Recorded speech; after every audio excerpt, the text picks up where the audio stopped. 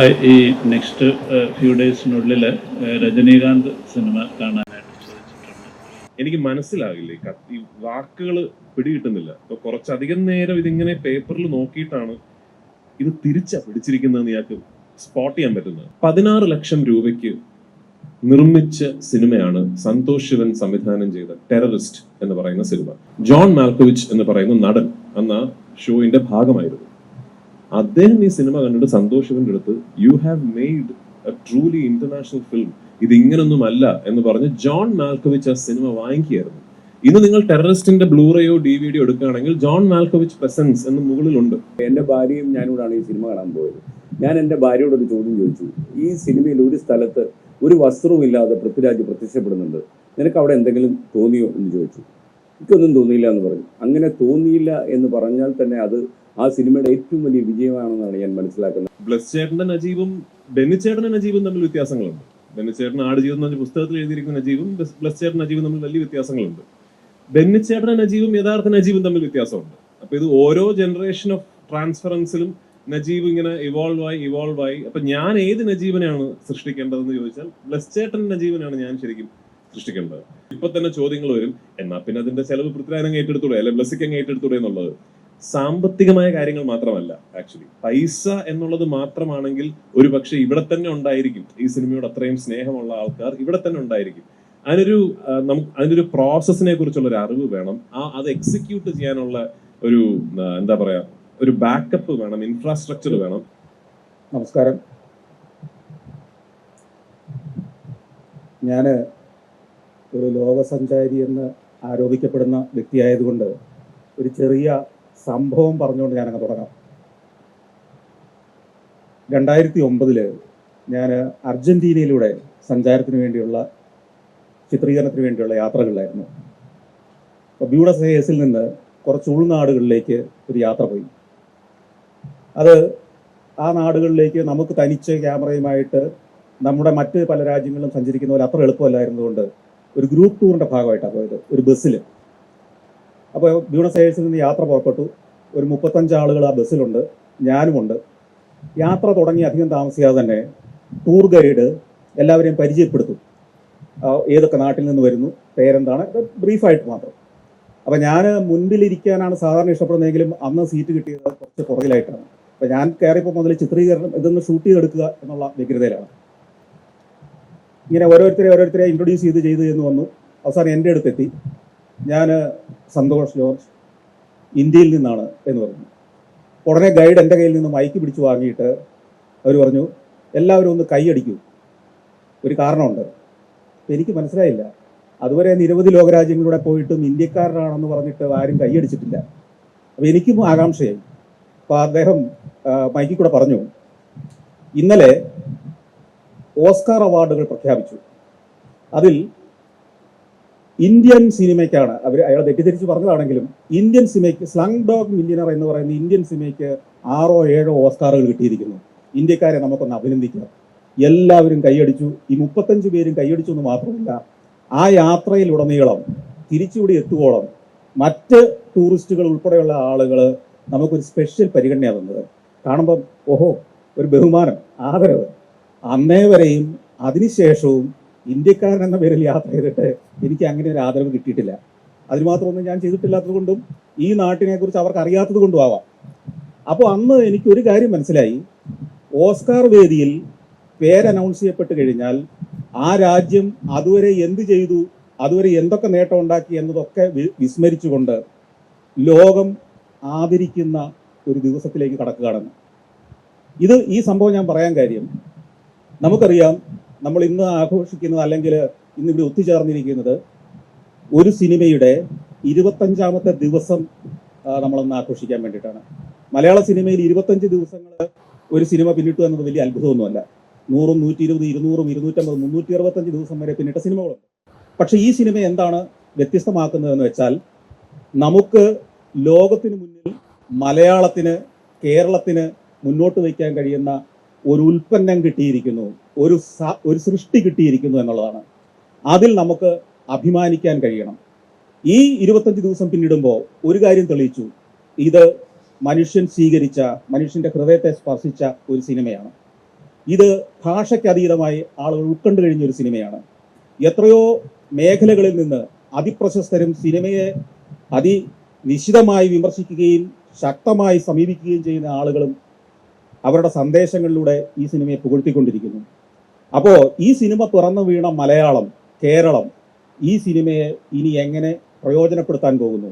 ഈ സിനിമയിലൂടെ കേരള സമൂഹം മലയാളം എന്ന ഭാഷ എങ്ങനെ ലോകത്തിന്റെ പ്ലാറ്റ്ഫോമിലേക്ക് എത്താൻ പോകുന്നു? അതിനെക്കുറിച്ചാണ് നമുക്കിന്ന് ചർച്ച ചെയ്യേണ്ടത്, നമുക്ക് ഡിസ്കസ് ചെയ്യേണ്ടത്. അതിൽ നമ്മുടെ ക്രിയേറ്റീവായ കോൺട്രിബ്യൂഷൻസ്, ഒപ്പം ഈ സിനിമ എന്തുകൊണ്ട് വ്യത്യസ്തമാകുന്നു, ഈ സിനിമയുടെ ലോക പ്ലാറ്റ്ഫോമിലേക്ക് എത്തുമ്പോൾ ഉള്ള പ്രത്യേകതകൾ എന്തൊക്കെയാണ്, ഇത് ചർച്ച ചെയ്യാൻ വേണ്ടിയാണ് നമ്മുടെ മാധ്യമ മേഖലയിലെ ഏറ്റവും പ്രമുഖ വ്യക്തികൾ ഗ്രൂപ്പ് ചേർന്നിരിക്കുന്നത്. ഞാൻ അതിൻ്റെ ഒരു ആമുഖം പറയുന്നു എന്ന് മാത്രമേ ഉള്ളൂ. മോഡറേറ്റർ എന്ന നിലയിലൊക്കെ എന്നേക്കാൾ പ്രഗത്ഭരായ ആളുകളാണ് ഈ വട്ടത്തിലിരിക്കുന്ന ആളുകളൊക്കെ തന്നെ. അതുകൊണ്ട് അവരെ മോഡറേറ്റ് ചെയ്യുക എന്നതല്ല എൻ്റെ ജോലി.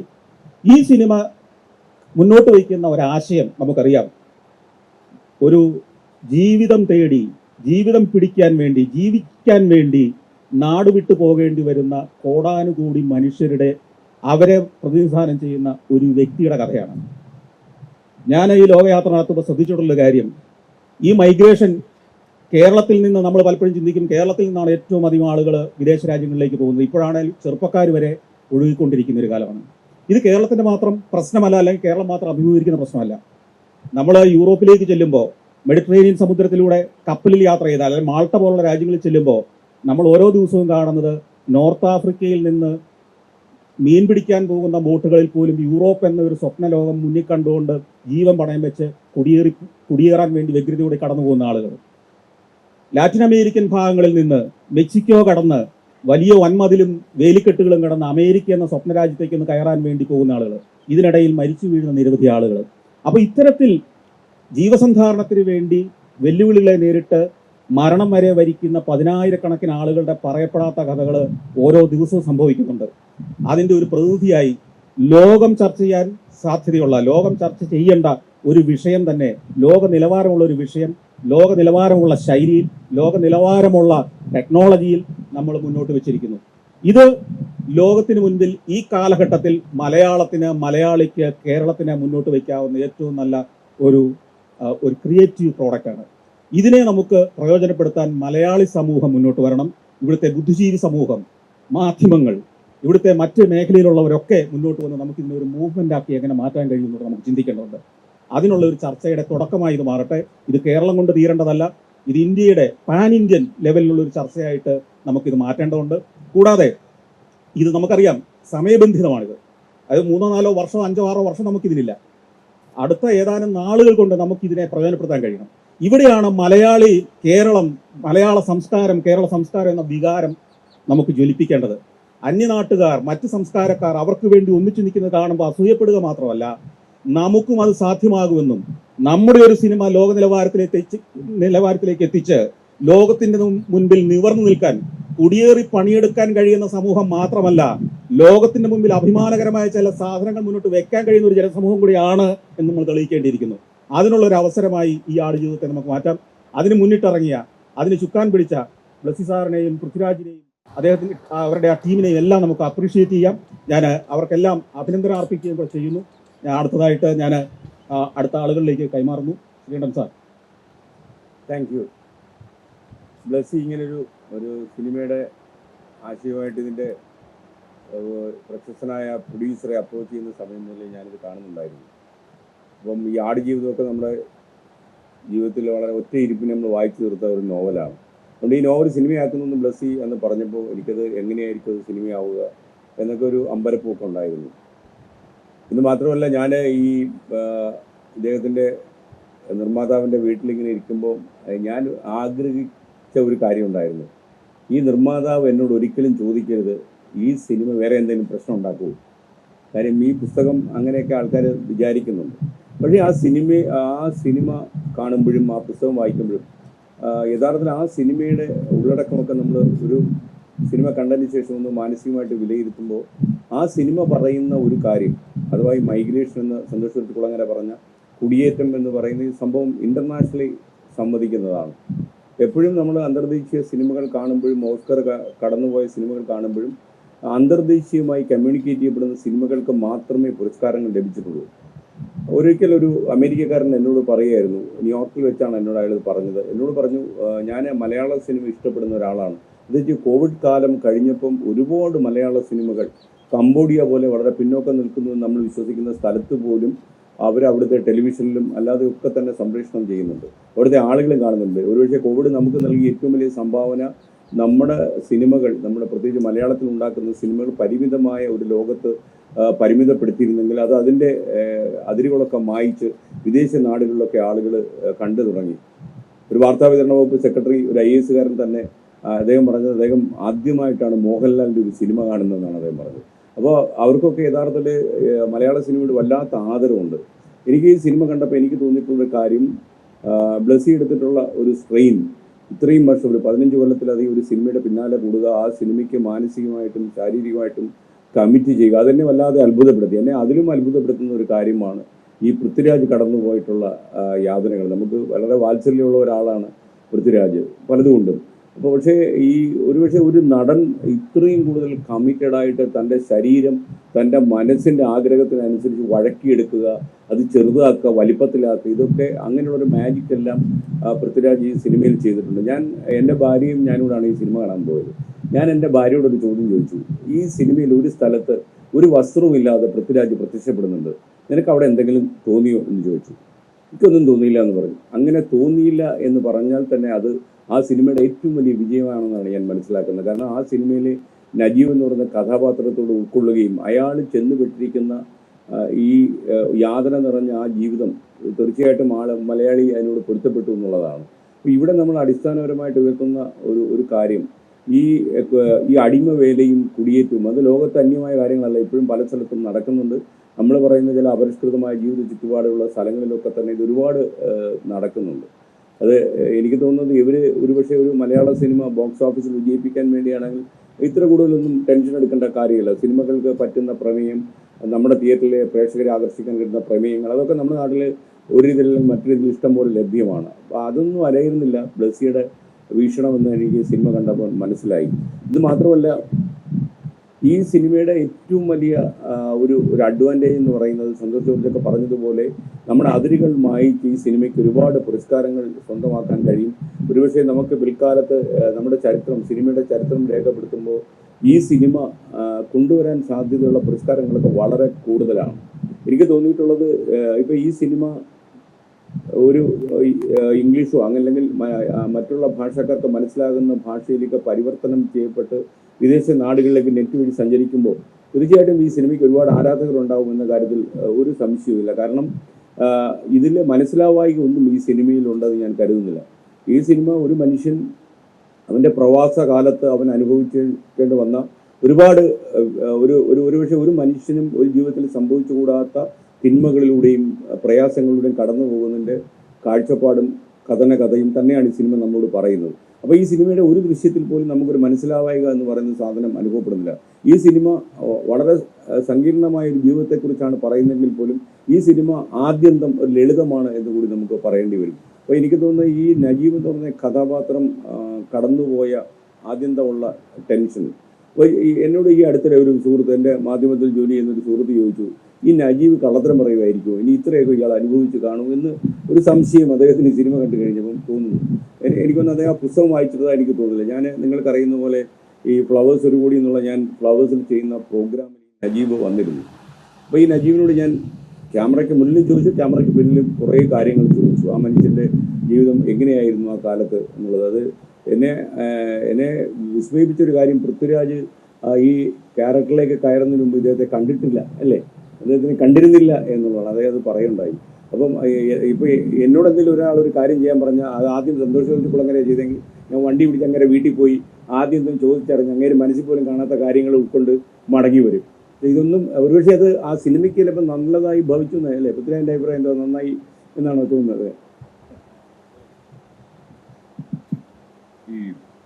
ഹലോ സാറ് പറഞ്ഞത് ശരിയാണ്. ഞാൻ നജീബ് ഈ സിനിമയുടെ അവസാന ദിവസത്തെ ഷൂട്ടിങ്ങിൽ അവസാനത്തെ ഷോട്ട് എടുത്തതിന് ശേഷമാണ് ആദ്യമായി അദ്ദേഹവുമായിട്ട് സംസാരിക്കുന്നത്. അങ്ങനെ തീരുമാനം എടുത്തതിനായിരുന്നു. അതെ, അതിന്റെ നജീബിക്ക് എല്ലാ തരത്തിലുള്ള ആക്സസും എപ്പോഴും ഉണ്ടായിരുന്ന വ്യക്തിയാണ്. കാരണം ബ്ലസ് ചേട്ടന്റെ സുഹൃത്താണ്, ബെന്നി ചേട്ടന്റെ സുഹൃത്താണ്, എല്ലാവർക്കും അറിയാം, എപ്പോൾ വേണമെങ്കിലും കാണാം.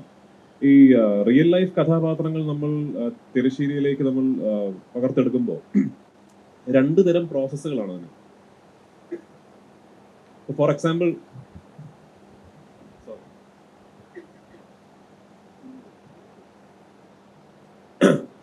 ഇപ്പൊ എൻ്റെ ഒരു സുഹൃത്ത് രൺവീർ സിംഗ് എന്ന് പറഞ്ഞൊരു നടൻ 1983 എന്ന സിനിമയിൽ കപിൽ ദേവ് ആയി അഭിനയിച്ചു.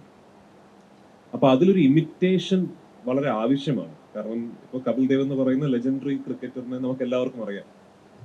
അദ്ദേഹം എങ്ങനെയാണ് ബോൾ ചെയ്തിരുന്നത്, എങ്ങനെയാണ് ബാറ്റ് ചെയ്തിരുന്നത്, അദ്ദേഹം എങ്ങനെ സംസാരിച്ചിരുന്നു എന്നുള്ള എല്ലാവർക്കും അറിയാം.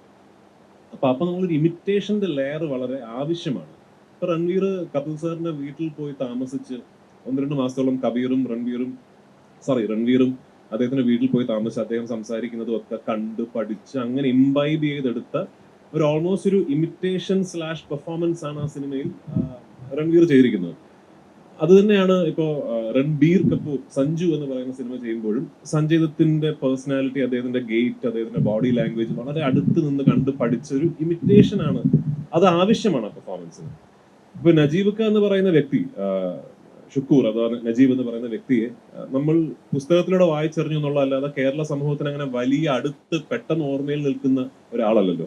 അപ്പൊ അതുകൊണ്ട് ഇമിറ്റേഷന്റെ ഒരു ലെയർ ഈ പെർഫോമൻസിൽ ആവശ്യമില്ല എന്നുള്ള തീരുമാനം വളരെ മുൻപ് തന്നെ ബ്ലെസ് ചേട്ടനും ഞാനും ചേർന്നെടുത്തൊരു തീരുമാനമാണ്. അപ്പൊ ആ ക്ലാരിറ്റി ഉണ്ടായതിൽ പിന്നെ ആസ് എൻ ആക്ടർ എന്റെ കർത്തവ്യം എന്താണ് എന്ന് ചോദിച്ചാൽ, ബ്ലെസ്സി ചേട്ടൻ തിരക്കഥയിൽ സൃഷ്ടിച്ചിരിക്കുന്ന നജീബിനെ സ്ക്രീനിൽ എത്തിക്കുക എന്നുള്ളതാണ്. ബ്ലെസ് ചേട്ടനും നജീബും യഥാർത്ഥ നജീബും ഒരുപാട് വ്യത്യാസങ്ങളുണ്ട്, ഒരുപാട് സമാനതകളും ഉണ്ട്, പക്ഷെ എന്നാൽ ഒരുപാട് വ്യത്യാസങ്ങളും ഉണ്ട്. ബ്ലെസ് ചേട്ടന്റെ നജീബും ബെന്നിച്ചേട്ടന്റെ നജീബും തമ്മിൽ വ്യത്യാസങ്ങളുണ്ട്. ബെന്നിച്ചേട്ടൻ ആടുജീവിതം എന്ന് പറഞ്ഞ പുസ്തകത്തിൽ എഴുതിയിരിക്കുന്ന നജീബും ബ്ലെസ് ചേട്ടൻ നജീബും തമ്മിൽ വലിയ വ്യത്യാസങ്ങളുണ്ട്.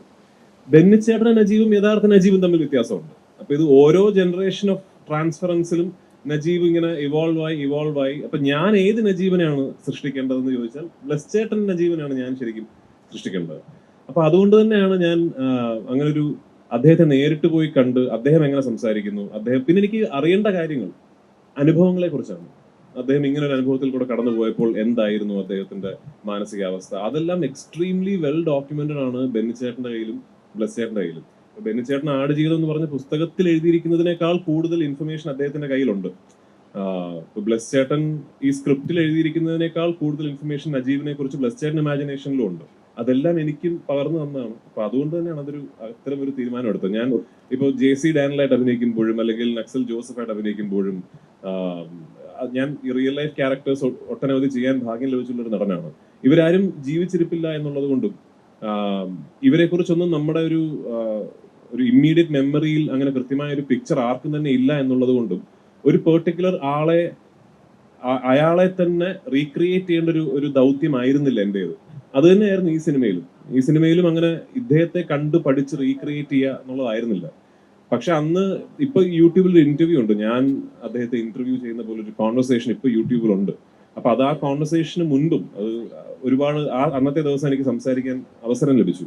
അപ്പൊ ഏറ്റവും ഒരു പ്രൊഫൗണ്ട് ഒരു ആർട്ടിസ്റ്റ് റിയൽ ലൈഫ് വ്യക്തി തമ്മിലുള്ള ഒരു സ്പിരിച്വൽ കണക്ഷൻ എനിക്ക് ഫീൽ ചെയ്തത് അന്ന് ഞാൻ കുറെ അദ്ദേഹത്തോട് ചോദിച്ചിരുന്നു, ചേട്ടാ ഇങ്ങനെ അവിടെ എത്തിയിട്ട് ഇങ്ങനെ ഒരു സംഭവം ഉണ്ടായി എന്ന് എനിക്കറിയാം, അപ്പൊ അന്ന് എന്താണ് ശരിക്കും ചേട്ടന്റെ മനസ്സിൽ ഉണ്ടായിരുന്നത്? അപ്പൊ അദ്ദേഹം പറഞ്ഞ കാര്യങ്ങളൊക്കെ തന്നെയാണ് അഭിനയിക്കുന്ന സമയത്ത് ഞാൻ അസോസിയേറ്റ് ചെയ്യാൻ ശ്രമിച്ച കാര്യങ്ങൾ. ഈ എല്ലാ ആക്ടേഴ്സിനും ഒരു മൊമെന്റ് ഓഫ് സോളിറ്റ്യൂഡ് ഉണ്ടാകും. ഇപ്പോൾ നമ്മളൊരു 100-300 ആൾക്കാരുടെ ക്രൂ നിൽക്കുമ്പോഴും 10-20 ലൈറ്റുകൾ നമുക്കും നമ്മുടെ മുകളിലേക്ക് അടിക്കുമ്പോഴും ഒരു ക്യാമറാമാൻ ഡയറക്ടറൊക്കെ ഉണ്ടെങ്കിലും റോൾ ക്യാമറ ആക്ഷൻ എന്ന് പറഞ്ഞാൽ ഒരു ആക്ടറിന് ഒരു മൊമെന്റ് ഓഫ് സോളിറ്റ്യൂഡ് ഉണ്ടാകും. നമ്മൾ ആ ഏകാന്തതയിലാണ് നമ്മൾ ഒരു പെർഫോമൻസ് വരുന്നത്. ആ സോളിറ്റ്യൂഡിൽ ഞാൻ അസോസിയേറ്റ് ചെയ്യാൻ ശ്രമിച്ച ഇമോഷൻസ്, മെമ്മറീസ്, ലൈഫ് എക്സ്പീരിയൻസസ് എല്ലാം വളരെ എനിക്ക് അദ്ദേഹം എന്നോട് സംസാരിച്ചപ്പോൾ അപ്പോൾ എൻ്റെ പെർഫോമൻസ് കറക്റ്റ് താളത്തിലായിരുന്നു, അല്ലെങ്കിൽ എന്നെ ഏതോ ഒരു അദൃശ്യ ശക്തി എന്നെ അങ്ങനെ ഗൈഡ് ചെയ്തു എന്ന് പറയുന്നത് ഒരു ഭയങ്കര പ്രൊഫൗണ്ട് എക്സ്പീരിയൻസ് ആയിരുന്നു എനിക്ക്. അല്ലാതെ അദ്ദേഹത്തെ കാണണ്ടാന്ന് തീരുമാനിച്ചത് ഈ ഒരു പ്രോസസ്സിന്റെ ഭാഗമായിട്ടാണ്. Okay, thank you. എന്തായാലും ഈ സിനിമ എനിക്കൊന്ന് വന്നു കഴിഞ്ഞിട്ടും എനിക്കൊന്ന് പൃഥ്വിരാജ് സംസാരിച്ച ഇന്റർവ്യൂ യൂട്യൂബിൽ ഇപ്പോഴും അവൈലബിൾ ആണ്. ഇപ്പോൾ യഥാർത്ഥത്തിൽ അത് ഈ നജീബ് എന്ന് പറഞ്ഞ ആൾ ഇപ്പോൾ നെറ്റിൽ പറക്കുക എന്ന് വെച്ചാൽ എനിക്കൊന്ന് ഞാൻ ചെയ്ത ആ പ്രോഗ്രാം തന്നെ ഏതാണ്ട് 20 ലക്ഷം ആൾക്കാരോളം കണ്ടിട്ടുണ്ട്. അപ്പോൾ അത് ഒരു 5 ദിവസം ആയപ്പോൾ തന്നെ അത് 10-12 ലക്ഷം ആൾക്കാർ കണ്ടു. ഇത്ര വേഗത്തിലൊക്കെ സാധാരണ അത്രയും ലെങ്ത് ഉള്ള ഒരു പ്രോഗ്രാം ഒന്നും നെറ്റിൽ അങ്ങനെ പറക്കാറില്ല. അപ്പോൾ അതിനർത്ഥം അങ്ങനെ അദ്ദേഹത്തെ കേൾക്കാനും അദ്ദേഹത്തെ അറിയാനും ഒരുപക്ഷെ പൃഥ്വിരാജിന്റെ വേഷം കണ്ടതിന് ശേഷം കൂടുതൽ അതിനെക്കുറിച്ച് അറിയാനൊക്കെ ആൾക്കാർ താല്പര്യം. അപ്പോൾ ഈ സിനിമ നമ്മുടെ പ്രേക്ഷകരിലും ഇന്റർനെറ്റിലും ഒക്കെ ഉണ്ടാക്കുന്ന ഒരു കൗതുകം, ഒരു അത്ഭുതം, ഒരു വിസ്മയം. എനിക്ക് ഞാൻ ശരിക്കും അറേബ്യൻ നാടുകളിലെ ചില മരുഭൂമിയുടെ അരികത്തൂടൊക്കെ പോയിട്ടുണ്ട്. അതിനകത്ത് ഞാൻ കയറിയിട്ടില്ല. അപ്പോൾ ഇത്രയും ഈ മണലിലൊക്കെ ഇവർ നടത്തിയ ഒരു അധ്വാനം, അത് നമുക്ക് വേറൊരു സന്തോഷ് കുളങ്ങര പറഞ്ഞ പോലെ അത് ക്യാഷ് ചെയ്യാൻ കഴിയുന്നില്ലെങ്കിൽ അതൊരു ചരിത്രപരമായ പരാജയമായിരിക്കും നമുക്കുണ്ടാകുക. കാരണം ഇങ്ങനൊരു സിനിമ നിർമ്മിക്കുക എന്ന് പറയുന്നത് ഒരു ആലോചനയിൽ കൊണ്ട് നടക്കുന്ന ഒരു ടെൻഷനായിരിക്കും അത്. കാരണം ഇനി ഒരാൾ ഈ സിനിമ 2-3 ആവർത്തി കണ്ടാൽ ഇങ്ങനൊരു സിനിമ പിടിക്കാൻ ഇറങ്ങത്തില്ല. കാരണം അത് ആദ്യം അത് ഭയങ്കര ഒരു വളരെ പ്രയാസമുള്ള ഒരു സിനിമയാണ്. നമുക്ക് ഈ ഷൂട്ടിങ്ങിന്റെ ടെൻഷനൊക്കെ അറിയാവുന്ന ആൾക്കാരാണ്. അപ്പം എനിക്ക് തോന്നുന്ന ഒരു കാര്യം, ഈ നമ്മളിപ്പം മലയാളികൾ മാത്രം സംസാരിക്കുന്നത് പോലെ തന്നെ ഈ നമ്മുടെ ഏറ്റവും വലിയ നേട്ടം എന്താണെന്ന് വെച്ചാൽ ഒരുപാട് രാജ്യങ്ങളിൽ ഉയരങ്ങളിൽ സന്തോഷ് ജോർജ് കുളങ്ങരയെ കണ്ടെത്തുന്നത് പോലെ ഒരുപാട് മലയാളികൾ ഇരിപ്പുണ്ട്. അതായത് സമൂഹത്തിലെ ഒപ്പീനിയൻ ക്രിയേറ്റേഴ്സ് നമ്മൾ പറയുന്ന അഭിപ്രായം രൂപീകരിക്കാൻ കഴിയുന്ന ഇന്റർനാഷണൽ മലയാളികൾ ഒരുപാടുണ്ട്. അമേരിക്ക പോലുള്ള നാടുകളിൽ ഒത്തിരി ഉണ്ട്. തീർച്ചയായിട്ടും ഓസ്കർ പുരസ്കാരത്തിനൊക്കെ പരിഗണിക്കപ്പെടാൻ ഒരുപാട് സാധ്യതയുള്ള ഒരു അന്തർദേശീയ സിനിമ തന്നെയാണ്. നമ്മുടെ ഈ കൊച്ചു ഭാഷയിലാണ് പ്രധാനമായിട്ടും നിർമ്മിച്ചതെങ്കിൽ പോലും ഈ സിനിമയ്ക്ക് നമ്മൾ എനിക്ക് തോന്നുന്നു തീർച്ചയായിട്ടും നമ്മുടെ ഈ പത്മ അവാർഡ് വാങ്ങിക്കാൻ വേണ്ടി ആൾക്കാർ കാലുപിടിക്കാൻ നടക്കുന്ന പോലെ ഒരു സംഭവമല്ല ഞാൻ ആലോചിക്കുന്നത്. അതൊക്കെ വേറെ രീതിയിലുള്ള ഒരു ശ്രമമാണ് ആൾക്കാർ. കാരണം ഞാനൊക്കെ എപ്പോഴും വിശ്വസിക്കുന്ന ഒരാൾക്കൊരു ഇപ്പോൾ പൃഥ്വിരാജിന് നാളെ ഒരു ഇന്റർനാഷണൽ പുരസ്കാരം കിട്ടിയാൽ പൃഥ്വിരാജിന് അത് തല നിവർത്തി നിന്ന് വാങ്ങിക്കാൻ പറ്റണം. അതല്ലെങ്കിൽ പിന്നെ ആ അവാർഡിന് അർത്ഥമില്ല. അത് ഈ അവാർഡ് തരുന്ന ആളെ കാണും തല കുനിഞ്ഞു പോകുന്നെങ്കിൽ അത് കുറുക്ക് വഴിയിലൂടെ പോയ ഒരു അവാർഡാണെന്ന് ആളുകൾ കരുതും. അപ്പോൾ ബ്ലസ്സി എനിക്ക് തോന്നുന്നു ആസ് എ ഡയറക്ടർ അദ്ദേഹത്തിന്റെ കരിയർ ഗ്രാഫിൽ ഏറ്റവും വലിയ ഒരു അത്ഭുതമാണ് ഈ സിനിമ എന്ന് പറയുന്നത്. അതുപോലെ ഇതിനകത്തെ ടീം എനിക്ക് തോന്നുന്നത് ഇപ്പോൾ ഈ പാടിയ പാട്ടിന്റെ അതിലെ ഒരുപക്ഷെ ഒരു തിയേറ്റർ വിട്ട് ഇറങ്ങുമ്പോൾ തന്നെ എവിടേക്കോ നമ്മളെ വേദനിപ്പിക്കുന്ന ഒരു അംശം ആ പാട്ടിന്റെ സംഗീതത്തിലുണ്ട്. അപ്പോൾ അതും ഒരുപക്ഷെ ഈ സിനിമയുടെ ഏറ്റവും വലിയ ഭാഗ്യമായിട്ട് ഞാൻ കരുതുകയാണ്. AR റഹ്മാനെ പോലെ ഒരാൾ ഇതിന്റെ പശ്ചാത്തല സംഗീതം ഒരുക്കാൻ നിൽക്കുക, അതുപോലെ ഇതിന്റെ ശബ്ദം ഒരു ഇന്ദ്രജാലമാക്കി മാറ്റുക, ഇതൊക്കെ ചെയ്തെല്ലാം ഓസ്കർ അവാർഡ് വിന്നേഴ്സ് ആയിരുന്നു. റസൂൽ പൂക്കുട്ടിയെ പോലുള്ള ആൾക്കാരൊക്കെ ഇതിന്റെ പിന്നിൽ പ്രവർത്തിച്ചിട്ടുണ്ട്. അപ്പോൾ അങ്ങനെ നോക്കുമ്പം ഈ സിനിമയ്ക്കൊരു ഇന്റർനാഷണൽ ടച്ച് ഇപ്പം തന്നെ ഉണ്ട്. പിന്നെ ഈ സിനിമ സ്ക്രീനിൽ കാണുന്ന ഒരാളിന് തന്നെ ഈ സിനിമ ഒരു പ്രാദേശികമായ ഒരു മലയാള ഭാഷയ്ക്ക് വേണ്ടി മാത്രം നിർമ്മിച്ച സിനിമയല്ലെന്ന് ആ സിനിമയുടെ ആദ്യം മുതൽ തന്നെ എഴുതി വെച്ചിട്ടുണ്ട്. അപ്പോൾ എനിക്ക് തോന്നുന്നു ഈ സിനിമ, ഞാൻ കൂടുതൽ പറയുന്നില്ല, ഈ സിനിമ തീർച്ചയായിട്ടും നമ്മുടെ മലയാളികൾ മറ്റുള്ള ഭാഷക്കാർ കൂടി ബോധ്യപ്പെടുത്തി കൊടുക്കാൻ എന്തൊക്കെയാണ് ചെയ്യാൻ പറ്റുന്നത്. എനിക്കൊന്ന് ചില മീഡിയ സ്ഥാപനങ്ങളൊക്കെ തന്നെ ഈ സിനിമയെ നിശ്ചിതമായി വിമർശിച്ചുകൊണ്ടൊക്കെ ചില വീഡിയോകളൊക്കെ ചെയ്തിട്ടുണ്ട്.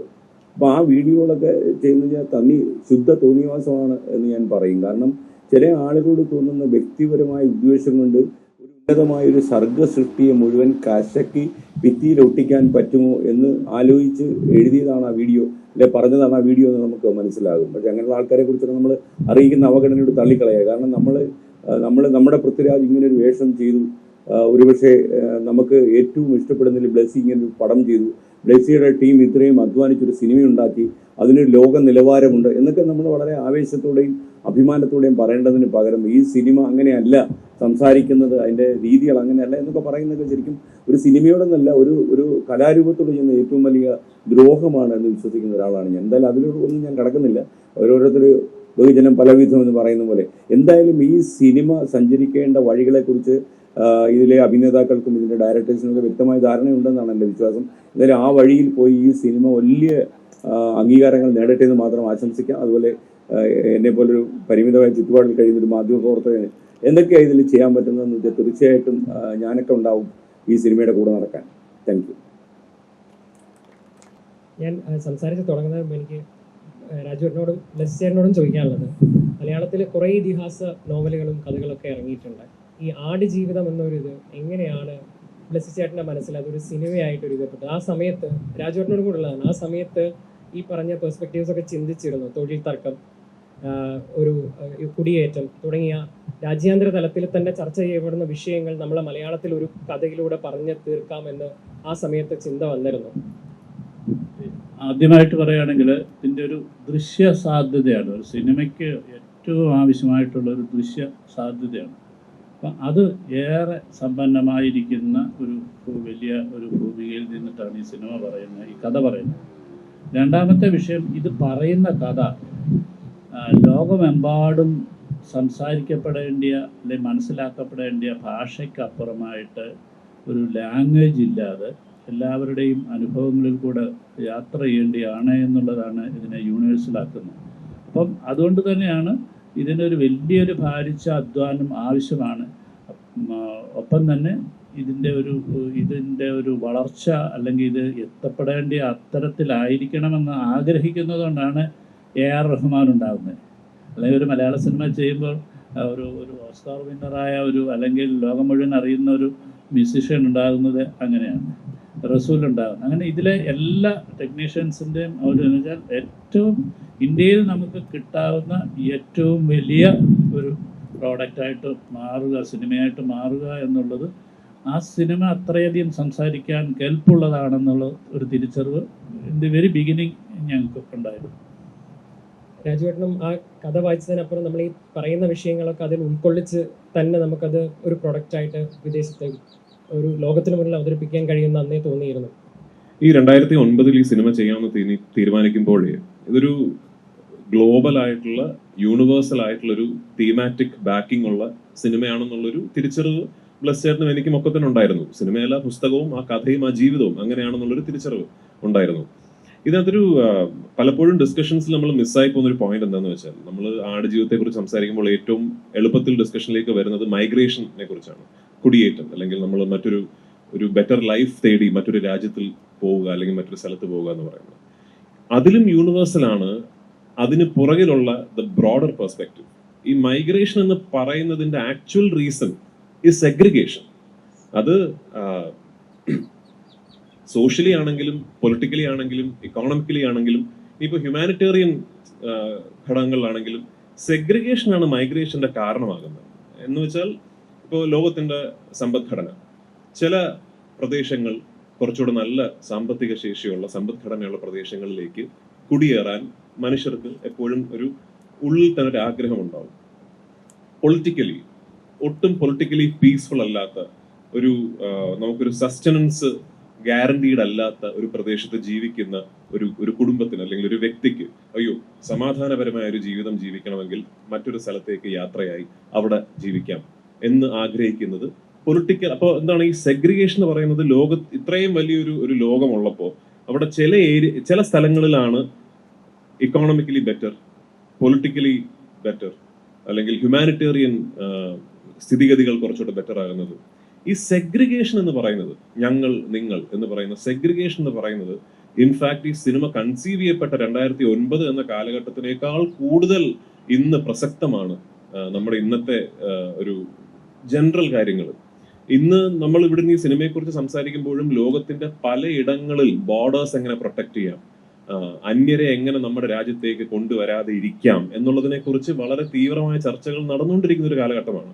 നമ്മളൊരു കാര്യം ആലോചിക്കേണ്ടത് 100 ചില്ലാനം വർഷങ്ങൾക്ക് മുമ്പ് വിസ ഇല്ല ഈ ലോകത്ത്. ആർക്ക് വേണമെങ്കിലും എങ്ങോട്ട് വേണമെങ്കിലും പോകാം. അവിടെ നിന്ന് നമ്മുടെ എക്സിസ്റ്റൻസിന്റെ ഒരു മൈക്രോകോസമായ 100 വർഷങ്ങൾക്കിപ്പുറം നമ്മൾ ഇന്ന് ഏറ്റവും കൂടുതൽ ചർച്ച ചെയ്യുന്നത് how do we protect our borders എന്നുള്ളതിനെ കുറിച്ചാണ്.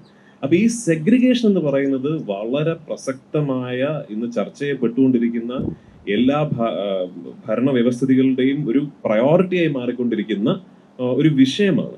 ഈ സെഗ്രിഗേഷൻ ആണ് മൈഗ്രേഷന്റെ റീസൺ.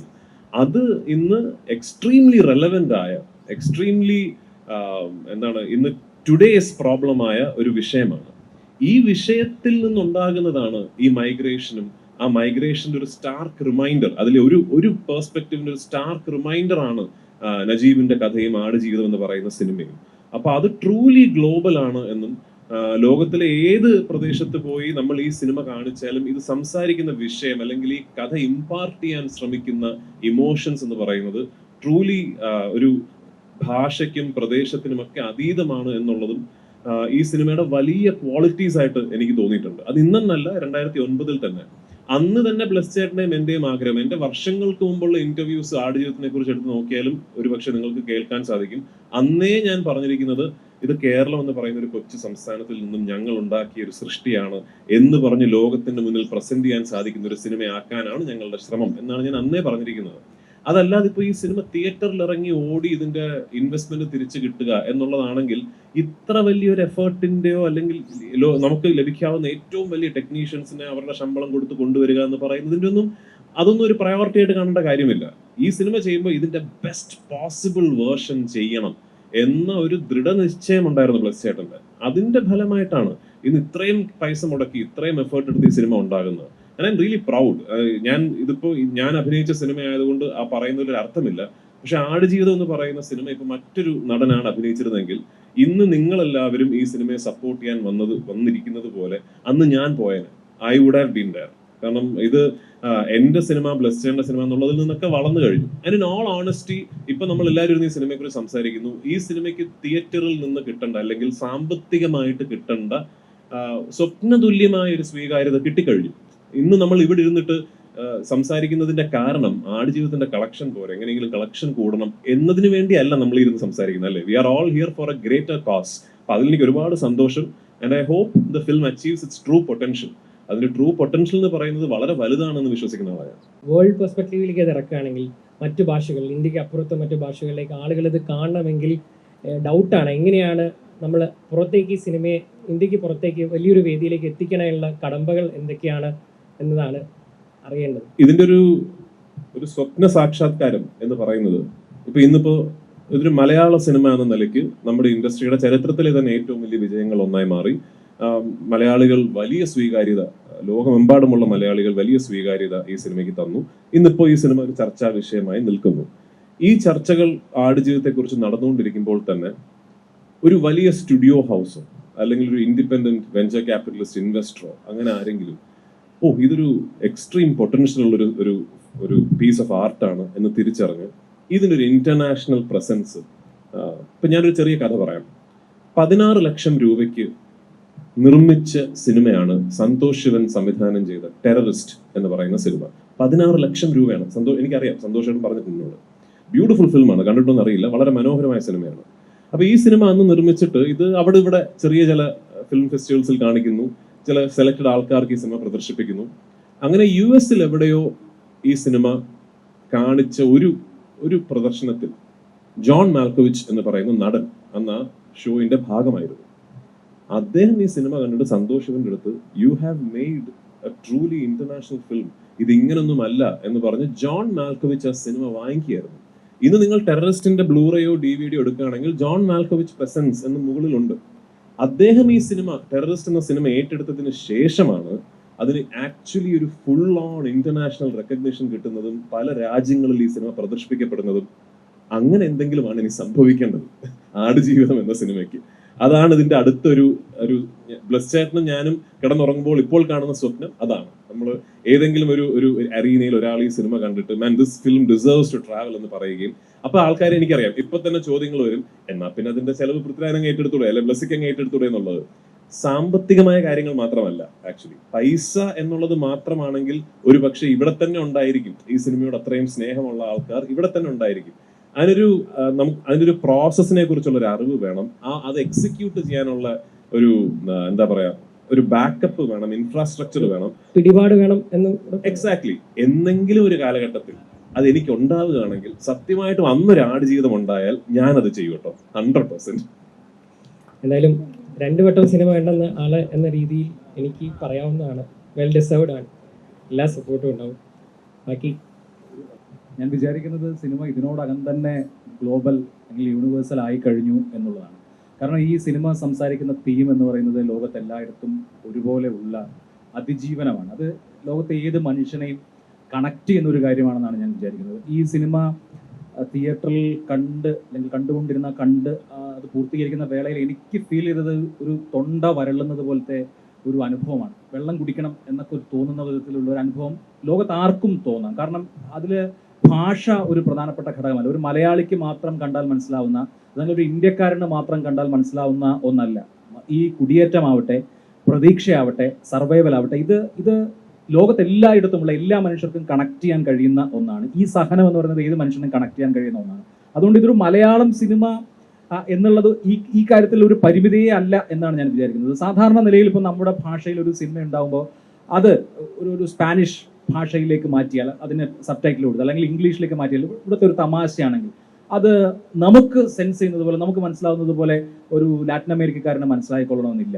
അതല്ലെങ്കിൽ ഇവിടുത്തെ നമുക്ക് കൾച്ചറലി, ട്രഡീഷണലി നമുക്ക് പെട്ടെന്ന് ഐഡന്റിഫൈ ചെയ്യാൻ കഴിയുന്ന ഒരു കാര്യം വേറൊരു നാട്ടുകാരന് ഐഡന്റിഫൈ ചെയ്യാൻ കഴിയില്ല, അത് മലയാളിക്ക് ഐഡന്റിഫൈ ചെയ്യാൻ കഴിയും. പക്ഷേ ഈ സിനിമയെ സംബന്ധിച്ച് ഇതിന്റെ തീം എന്ന് പറയുന്നത് അങ്ങനെ അല്ലാത്തത് കൊണ്ട് ഏത് മനുഷ്യനും ലോകത്തെ ഏത് കോണിലും ഒരേ തരത്തിൽ ഈ സ്ട്രഗിള് അനുഭവിക്കാൻ, അത് ഐഡന്റിഫൈ ചെയ്യാൻ കഴിയുന്നു എന്നുള്ളതാണ് ഈ സിനിമയുടെ ഞാൻ കാണുന്ന ഏറ്റവും പ്രധാനപ്പെട്ട ഒരു കാര്യം. അതുകൊണ്ട് ഇതിനെ നമ്മൾ ഒരു ഗ്ലോബൽ വേദിയിലേക്ക് എന്തായാലും വരുമെന്നാണ് ഞാൻ വിചാരിക്കുന്നത്. അതിന് ഇപ്പം ഞാൻ ഇത്തരം സിനിമകൾ പല ഭാഷയിൽ, ഒന്നിപ്പോൾ ആഫ്രിക്കൻ, അതല്ലെങ്കിൽ ലാറ്റിൻ അമേരിക്കൻ, അതല്ലെങ്കിൽ ഇറാൻ, ഇവിടെ നിങ്ങളിലൊക്കെയുള്ള സിനിമ കണ്ടിട്ടുള്ളത് ഫെസ്റ്റിവലുകളിലാണ്. നമ്മൾ ഫെസ്റ്റിവലുകളിൽ പോകുമ്പോൾ ആ ഫെസ്റ്റിവൽ ബുക്ക് നോക്കി, അതല്ലെങ്കിൽ ആളുകളുടെ അഭിപ്രായം അറിഞ്ഞ് നമ്മളൊരു സിനിമ കാണുന്നു, ആ സിനിമ നമ്മൾ അനുഭവിക്കുകയാണ്, ആ അനുഭവ തലം നമുക്ക് ലഭ്യമാവുകയാണ്. അപ്പോൾ ഈ സിനിമയെ സംബന്ധിച്ചും വിവിധ ഫെസ്റ്റിവലുകളിലേക്ക് പോകുമ്പോൾ സ്വാഭാവികമായും അതിൻ്റെ ഓഡിയൻസ് അവരവരുടെ നാടുകളിലേക്ക് അതിനെ കൊണ്ടുപോകുന്നതാണ് ഞാൻ വിചാരിക്കുന്നത്. കാരണം ഇപ്പോൾ തിരുവനന്തപുരത്ത് ഫെസ്റ്റിവൽ, ഇന്റർനാഷണൽ ഫിലിം ഫെസ്റ്റിവൽ തുടങ്ങുന്ന കാലത്ത് ചില സിനിമകൾ കാണുമ്പോൾ അത് എത്ര നമുക്ക് ഐഡന്റിഫൈ ചെയ്യാൻ എത്രമാത്രം കഴിയുന്നു അതിന്റെ പരിശ്രമം എന്നുള്ളതാണല്ലോ. അപ്പോൾ അതനുസരിച്ച് നമ്മൾ ആ സിനിമ കാണുന്നു,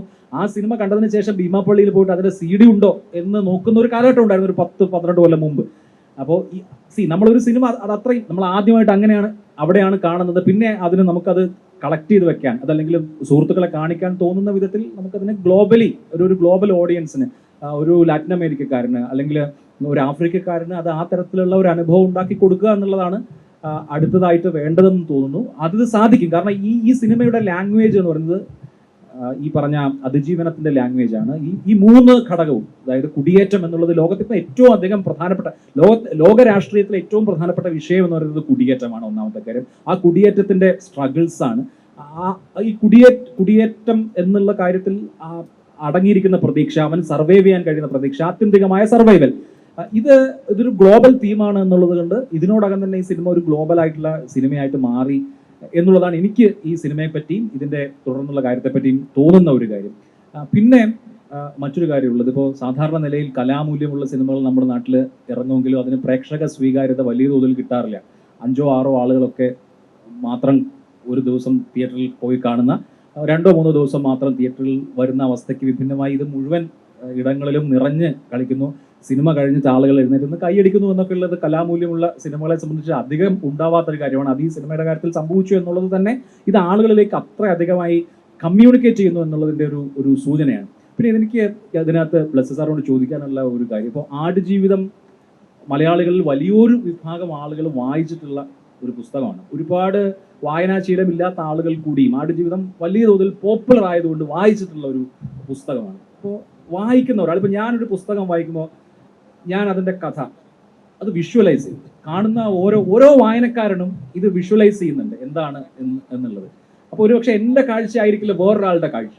അപ്പോൾ ആടുജീവിതം വായിച്ച ഞാൻ, ആടുജീവിതം സിനിമ ഇറങ്ങുന്നതിന് മുമ്പ് ആടുജീവിതം വായിച്ച ഞാൻ കണ്ടതുപോലെയാണോ ഈ സിനിമയിൽ എന്നുള്ള ഒരു സംശയം സ്വാഭാവികമായി എന്നെ സംബന്ധിച്ചു. അപ്പോൾ മലയാളികൾ എല്ലാവരും വായിച്ചിട്ടുള്ള, അല്ലെങ്കിൽ ബഹുഭൂരിപക്ഷം ആളുകളും വായിച്ചിട്ടുള്ള, അവർ വിഷ്വലൈസ് ചെയ്തിട്ടുള്ള ഒരു സംഭവം വിഷ്വലൈസ് ചെയ്യുമ്പോൾ അത് എത്രമാത്രം ചാലഞ്ചിങ് ആണ്, ഒന്നാമത്തെ കാര്യം. 2, ഇതിൽ കഥ എല്ലാവർക്കും അറിയാം. കാരണം വെച്ചാൽ ഇതിൽ ട്വിസ്റ്റ് ഒന്നുമില്ല. സാധാരണ സിനിമ എപ്പോഴും സസ്പെൻസ്, ട്വിസ്റ്റ്, അടുത്തത് എന്ത് നടക്കുമെന്നുള്ള ആകാംക്ഷയാണല്ലോ സിനിമയെ സംബന്ധിച്ച് ഒരു പ്രധാനപ്പെട്ട കാര്യം. ഇത് പക്ഷേ നജീബിന്റെ സർവൈവൽ എന്നുള്ളത് എല്ലാവർക്കും അറിയാവുന്ന ഒരു കാര്യമാണ്.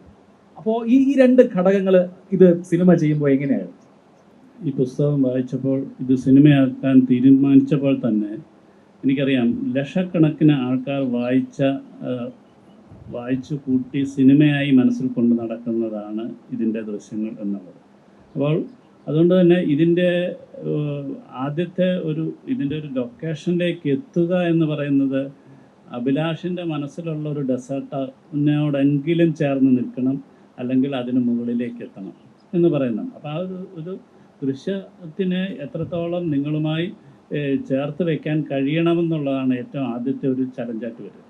രണ്ടാമത്തെ ഒരു തീരുമാനം എന്ന് പറഞ്ഞു കഴിഞ്ഞാൽ പുസ്തകം അതേ രീതിയിൽ തന്നെ പകർത്തുക എന്ന് പറയുന്നത് ഒരു വലിയ സമഗ്രമായ ജോലിയാണ്. കാരണം എനിക്ക് തോന്നുന്നത് അത് ഇനിയും ഒരുപാട് ഡിസ്കസ് ചെയ്യേണ്ട ഒരു വിഷയങ്ങളാണ്. കാരണം ഒരു 43 ചാപ്റ്ററിൽ ഇങ്ങനെ കിടക്കുന്ന ഒരു വലിയ സംഭവങ്ങൾ ഒരു 3 മണിക്കൂറിനുള്ളിൽ ആക്കുക എന്ന് പറയുന്നത് വളരെ ശ്രമകരമായ ഒരു കാര്യമാണ്.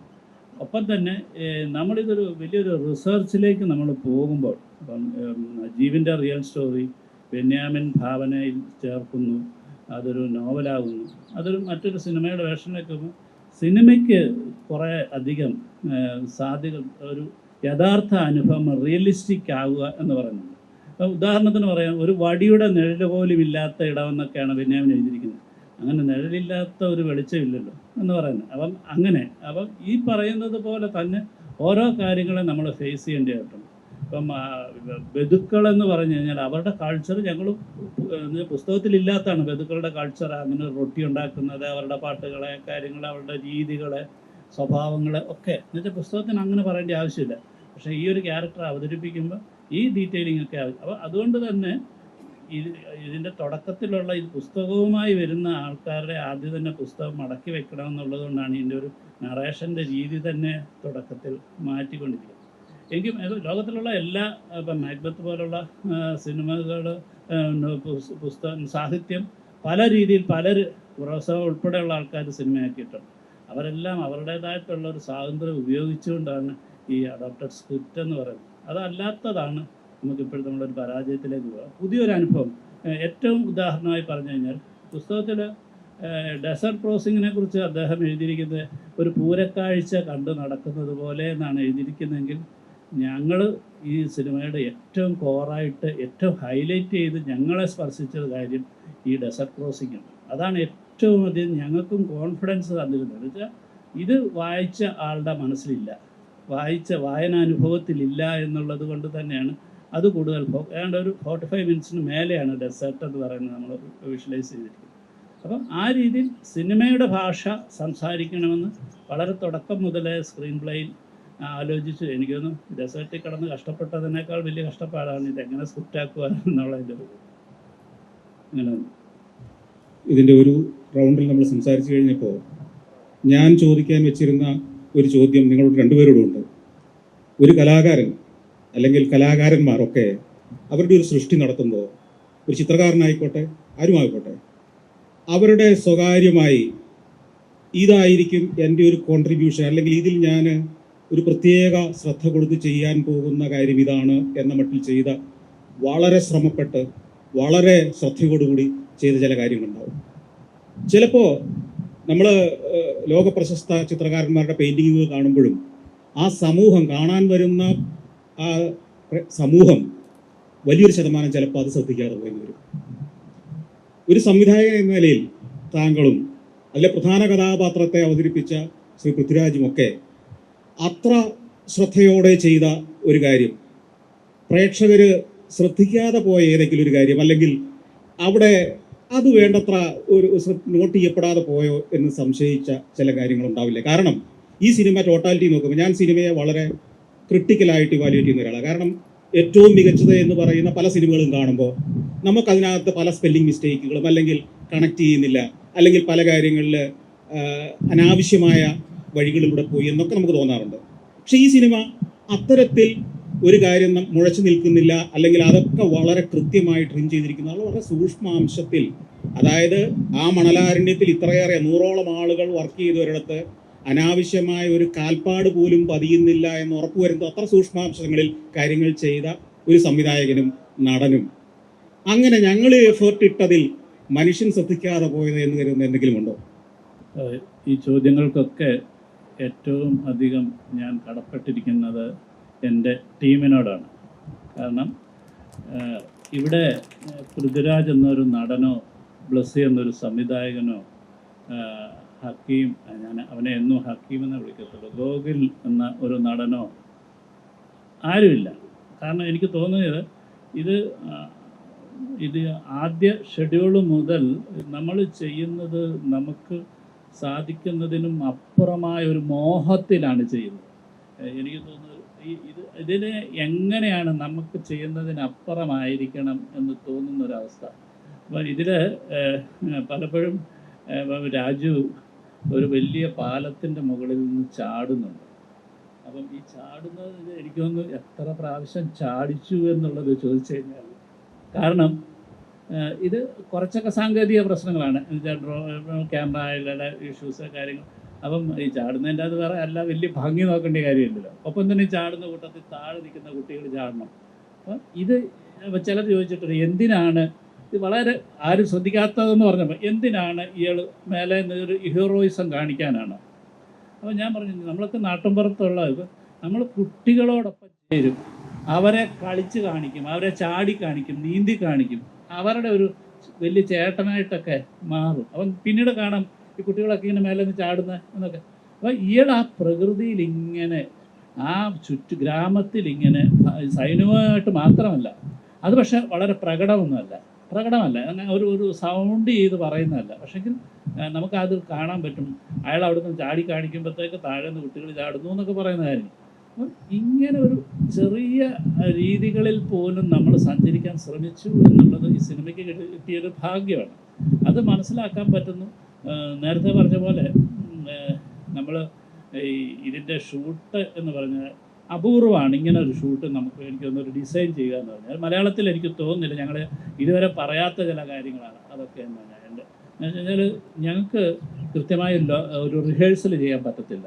കാരണം രാജു അവിടെ നിന്ന് നടന്നു വന്നു, ഹക്കീം അവിടെ നിന്ന് വന്നു, ഇവരെ കെട്ടിപ്പിടിച്ചു എന്ന് പറയുന്നത് ഇങ്ങനെ കാണിക്കാനേ പറ്റത്തുള്ളൂ. ഇവരവിടെ ബിഹേവ് ചെയ്യും. അപ്പം ഇവരിലേക്ക് അത് എത്രത്തോളം, അതായത് നമ്മൾ ഈ ലൈറ്റൊക്കെ അടിച്ചിട്ടാണ് ഇതിൻ്റെ ഒരു പൊസിഷൻസ് എത്തുക. അപ്പം ഒരു സീനും നമുക്കൊരു റിഹേഴ്സ് ചെയ്ത് സാധാരണ സിനിമയിലൊരു ഡ്രാമ റിഹേഴ്സ് ചെയ്ത് കാണിക്കുന്നത് പോലെ അങ്ങനെ എന്തെങ്കിലും ചെയ്യുന്നുണ്ടെന്നുണ്ടെങ്കിൽ ക്യാമറയ്ക്ക് പുറകിലോ ഒരു അത്തരത്തിലുള്ള ഒരു എല്ലാവരുടെ ഒരു സമാനതകളുണ്ടല്ലോ. അപ്പം തന്നെ ഈ നമ്മൾ ഷൂട്ട് ചെയ്യുന്ന സമയം എന്ന് പറഞ്ഞാൽ നമ്മൾ ഈ ലൈറ്റ് ടെമ്പറേച്ചർ അനുസരിച്ചാണ് നമ്മൾ ഷൂട്ട് ചെയ്യുന്നത്. ഇതിൻ്റെ ഒരു കണ്ടിന്യൂ. അപ്പം നടൻ എന്നുള്ള രീതിയിലുണ്ടാകുന്ന വലിയ മാനസിക പ്രശ്നമുണ്ട്. രാവിലെ ഇട്ട ഒരു മേക്കപ്പ് ആയിരിക്കത്തില്ല ഉച്ചയ്ക്ക് ഇടുക.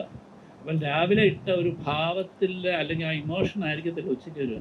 പക്ഷേ ഇത് ഇങ്ങനെ അങ്ങ് ടോട്ടലി സെറ്റാകുക.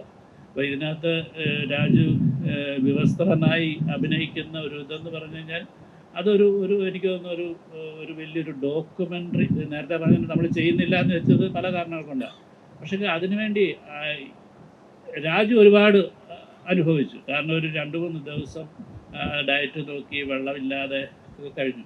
അപ്പോൾ രാജു ഇതിനു മുമ്പ് പറയുന്നുണ്ട്, ചേട്ടാ ഞാൻ ചിലപ്പോൾ ചീത്ത വിളിക്കും. കാരണം ഇയാളുടെ ഈ മിനറൽസൊക്കെ അങ്ങോട്ട് നഷ്ടപ്പെട്ടപ്പോൾ ഭ്രാന്തിലേക്ക് എത്താവുന്ന അവസ്ഥയുണ്ട്. ഞാൻ എന്തായിരിക്കും ചെയ്യുന്നതെന്ന് അറിയാത്ത അവസ്ഥകളുണ്ടാകും. അതുകൊണ്ട് അത് ഇത് ചെയ്യണം. അപ്പോൾ ഇതിൻ്റെ തലേന്ന് ഇങ്ങനെ ഓരോ ദിവസം ഇങ്ങനെ മാറിക്കണം. അപ്പം നമുക്കൊരു ഭയം വരുവാണ്. ഈ ആൾ കാണിക്കാൻ പോകുന്ന കാര്യങ്ങൾ എനിക്ക് മാത്രമല്ല, ഇവിടെ എന്നോടൊപ്പം ഇരിക്കുന്ന ഓരോ ചെറിയ ആൾക്കും, ഒരു ചായ തരുന്ന ആൾക്ക് പോലും ഇതിനെക്കുറിച്ച് ആദ്യം തന്നെ ഇത് സിനിമയുമായിട്ട് പോകുമ്പോൾ ഞങ്ങളുടെ കൂട്ടത്തിലുള്ള എല്ലാവർക്കും അറിയാം എന്താണ് ഷോട്ടെന്ന്, എന്താ സംഭവിക്കുന്നതെന്ന്. എന്നുവെച്ചാൽ അത്ര ഡീറ്റെയിലിംഗ് ആയിട്ട് നമുക്ക് വർക്ക് നമ്മൾ അത് ചെയ്യാൻ ഈ സമയം ഞങ്ങൾ ഉപയോഗിച്ചു എന്നുള്ളത്. അപ്പം ഈ രാജു തലേന്ന് ഈ പറഞ്ഞ ശരീരത്തിൻ്റെ എല്ലാ ജലാംശവും വലിച്ചെടുക്കാനായിട്ടുള്ള എല്ലാ ക്രമീകരണങ്ങളും, ഈവൻ ഡീഹൈഡ്രേറ്റ് ചെയ്യാനായിട്ട് വോഡ്ക വരെ ഇങ്ങനെ ഒരു ഏതാണ്ട് സ്പൂണുകൾ അല്ല വെള്ളമടിക്കാൻ എന്നുള്ളത് സ്പൂണുകൾ കഴിച്ച് അങ്ങനെ ഇരിക്കുമ്പോൾ നമ്മൾ ഇത് ഒരു ആഫ്റ്റർനൂൺ ലൈറ്റിലാണ് ഇത് ഷൂട്ട് ചെയ്യേണ്ടത്. അപ്പം നമ്മൾ കാലത്ത് കംപ്ലീറ്റ് ക്രൂവിനെ കൊണ്ടുപോയി എന്താണ് ഷൂട്ട് ചെയ്യുന്നത്, എവിടെയാണ്, അതൊരു 8 ഷോട്ട് മറ്റാണ് എടുത്തു നിൽക്കും. എന്നുവെച്ചാൽ ആ ഒരു രീതിയിൽ ആ ഇമോഷൻ്റെ കണ്ടിന്യൂറ്റിയിൽ. അപ്പം എവിടെ ട്രാക്ക് ഇടണം, എവിടുന്ന് ആ ട്രാക്ക് പൊളിച്ച് അടുത്ത ക്യാമറ എവിടെ വെക്കണം, എങ്ങനെ ചെയ്യണം എന്നുള്ളത്, അവിടെ എവിടെ നിൽക്കാൻ പാടില്ല എന്നുള്ളതെല്ലാം തറവാണ്. രാജുവിനെ കസേരയിലാണ് കൊണ്ടുവന്ന് ഇരുത്തുന്നത്. അത്ര ദുർബലനായ ഒരവസ്ഥ. ഇയാളോടൊന്നും നമുക്ക് പറയാൻ പറ്റത്തില്ല. ഇതിൽ പറഞ്ഞാൽ എന്താണെന്നുള്ളൊരു അത്ര ഒരു ഭയം. അവിടെ നിൽക്കുന്നവരെല്ലാം ഭയന്നിട്ടാണ് ഇങ്ങനെ നിൽക്കുന്നത്. ഒരു ഒരു ഒരു ഒരു തരുമ്പ് അനക്കമില്ല, ഫുൾ നിശബ്ദതയില്ല. ഒരു ട്രാക്കൊക്കെ വെക്കുന്നതിനൊന്നും ഇങ്ങനെ പൂ വെക്കുന്നതിൻ്റെ തൊട്ടാണ് വെക്കുന്നത്. അങ്ങനെ ഒരു ട്രാക്ക് ഇട്ട് ഷോട്ടെടുത്ത് അടുത്ത ഷോട്ടെന്ന് പറഞ്ഞാൽ ഇങ്ങനെ വിത്തിൻ സെക്കൻഡ്സ് ഇങ്ങനെ ഒഴുകി നമ്മൾ എഡിറ്റ് ചെയ്തതുപോലെ അങ്ങനെ പോകും. ഇത് അടുത്ത ആൾക്കറിയാം ക്യാമറ എവിടെയാണ്, ഇതിൻ്റെ ഫോക്കസ് എത്രയാണ്, എല്ലാം ഇങ്ങനെ നെക്സ്റ്റ്. അപ്പോൾ അങ്ങനെയൊക്കെയുള്ള ഞങ്ങൾ ഈ അത്ര ഒരു വലിയ ടീമിൻ്റെ ഒരു ഭയങ്കര ഒരു കോൺട്രിബ്യൂഷൻ ഈ സിനിമയ്ക്കുണ്ട്. അത് പക്ഷേ സിനിമയ്ക്കൊന്നും കാണാൻ പറ്റത്തില്ല. പക്ഷേ ആ ഷോട്ടുകളൊക്കെ എടുത്തത് അത് കഴിഞ്ഞിട്ട് പിന്നെ മറ്റേ ജീപ്പിൻ്റെ അവിടെ വന്ന് എടുക്കുന്നത് ഇത് ഇങ്ങനെ ഒരു എന്താ പറയുക എഡിറ്റ് ചെയ്ത് നമ്മൾ ഷൂട്ട് ചെയ്യുന്ന പോലെയാണ് നമ്മൾ ഷൂട്ട് ചെയ്തത്. അപ്പോൾ അതൊരു എനിക്ക് അതിനോട് ഏറ്റവും അധികം അതുകൊണ്ട് തന്നെയാണ് എനിക്ക് തോന്നിയിട്ട് രാജു എന്ന് പറയുന്നൊരു നടനായിട്ടൊന്നും എൻ്റെ ഒരു അനുജനെ പോലെ അല്ലെങ്കിൽ ഹക്കീം എൻ്റെ മോനെ പോലെയൊക്കെ തോന്നുന്ന അവസ്ഥയിൽ കൂടെയാണ്. അതിന് കുറേ അധികം സഹായിച്ചതെന്ന് വെച്ചാൽ ഞങ്ങൾ കോവിഡായിട്ട് കടന്ന സമയങ്ങളിൽ എന്ന് പറഞ്ഞാൽ അങ്ങനത്തെ ഒരു ഭയങ്കര ഒരു കുടുംബത്തില്ലാത്തൊരു ബന്ധം, ജ്യേഷ്ഠനും അനുജനും മക്കളും തമ്മിലില്ലാത്തൊരു ബന്ധമുണ്ടല്ലോ, അങ്ങോട്ടും ഇങ്ങോട്ടും പരസ്പരം സഹായിക്കുന്നതിനും ഇടപെടുന്ന, അതൊക്കെ ഒരുപാട് ഒരു വലിയൊരു ഈ സിനിമ നൽകിയ എക്സ്പീരിയൻസ് എന്ന് പറഞ്ഞാൽ മറ്റൊന്ന്. ഞാൻ സാർ ചോദിച്ച ചോദ്യത്തിന് ഞാൻ ആക്ച്വലി സ്പെസിഫിക് ആയിട്ട് ഉത്തരം പറയാം.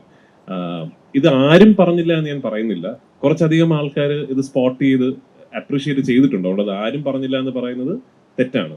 എങ്കിലും അങ്ങനെ ഒരു ചർച്ചാ വിഷയമൊന്നും ആകാത്ത ഇതാണ്. ഇപ്പോൾ ഓരോ സിനിമയിലും നമ്മളൊരു കഥാപാത്രത്തിന്റെ ഒരു ഫൈനൽ മാനിഫെസ്റ്റേഷനിലേക്ക് വരുമ്പോൾ ഈ ആക്ടേഴ്സ് ഇന്റർപ്രിട്ടേഷൻ എന്ന് പറയുന്ന ഒരു ഭാഗം ഉണ്ടാവുമല്ലോ. അപ്പൊ ഞാൻ സംവിധാനം ചെയ്യുന്ന സിനിമകളിലും ആ ഫൈനൽ പ്രോസസ് എൻ്റെ ആക്ടറിന്റെ ആണ്. ആ അഭിനയിക്കുന്ന നടനോ നടിയോ ആണ് ഈ കഥാപാത്രത്തിന്റെ ആ ഒരു ഫൈനൽ മാനിഫെസ്റ്റേഷൻ അവരുടെ കയ്യിലാണ്. ആസ് എ ഡയറക്ടർ നമ്മൾ ഇവിടെ ഇരുന്നിട്ട് ഇത് ഫുള്ളി എൻ്റെ കൺട്രോളിലാണ് എന്ന് വിചാരിച്ചാൽ നമ്മൾ മണ്ടനാവുകയാണ് ചെയ്യുക. അപ്പോൾ ഒരു ആക്ടേഴ്സ് ഇന്റർപ്രിട്ടേഷന്റെ ഭാഗമായിട്ട് വന്ന ഒരു ചിന്തയാണ് ഞാൻ ഒരിക്കൽ ബ്ലസ് ചേട്ടനോട് ഷെയർ ചെയ്തത്.